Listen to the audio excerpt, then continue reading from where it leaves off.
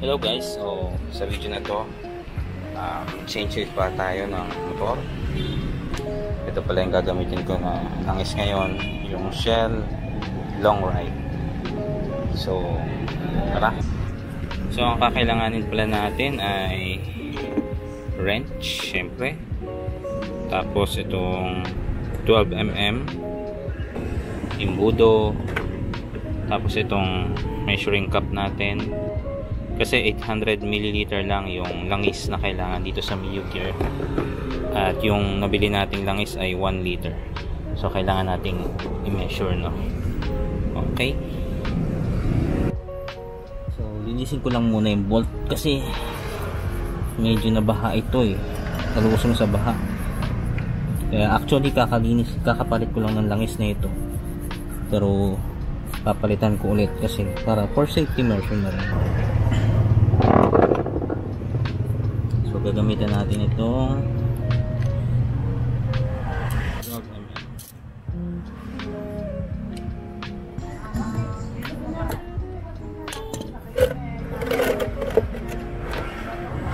Luwagan mo na lang ng kamay, tapos saluhin na lang natin. Yan. So mukhang okay pa yung langis kasi kapapalit ko lang ng langis i-change oil ko lang for safety measure talaga kasi medyo nalusong nga sa baha. So ito yung bolt nya, may washer pala siya kasama. Ito. Basta wag mo kalimutan tong washer na to.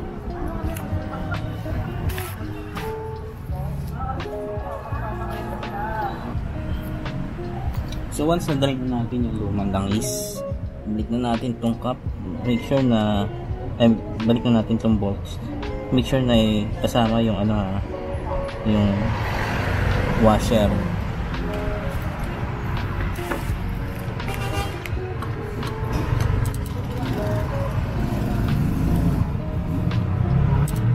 Tapos yung pagigpit niya ay clockwise. Wala magtatakaya.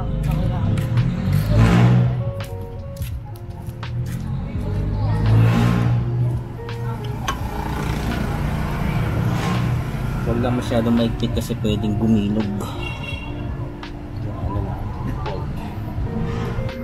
So once na drain na yung langis, so dito natin ibubuhos yung bagong langis. Gamitan lang natin ng pliers, pero ang ginagawa ko, ilalagyan ko muna siya ng tela para yung dipstick para hindi masira. Tela, tapos ayun. So once lumuwang na, pwede na uli natin kamayin. Ayun. So punasan lang natin. So ito pala yung gagamitin nating langis, Shell long ride. So nabili ko to sa Shopee. So make sure lang na yung mabibilan nyo ay yung original. Pinili ko to dun sa official na store ng Shell. Malalaman nyo kung original pag pinil nyo itong sticker nya. Ayan, may code sa likod. Ayan. So ibig sabihin original yan. So gagamitan natin itong imbudo na nabili ko rin sa Shopee. So bigay ko rin yung link dyan sa comment section at sa description. Tsaka itong measuring cup. Ayan, gamitin natin ito. Mag-measure tayo ng 800mm.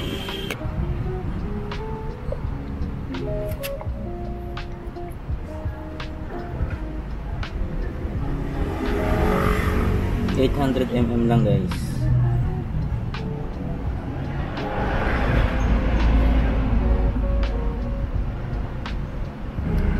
So ito pwede natin itabi pa para sa susunod na change oil natin, magagamit pa natin.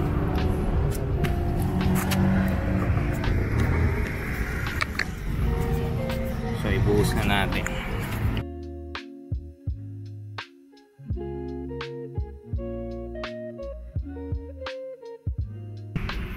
So next ay balik na natin itong dipstick. So nilinis ko na rin siya. Untight lang muna.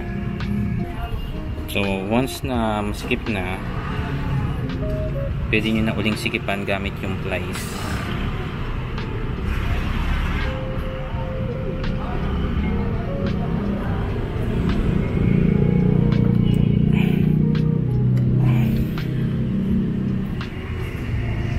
So that's it guys. Doon lang mag-change oil. Madali lang. Kaysa magbayad tayo sa mekaniko. DIY na lang natin. See you again.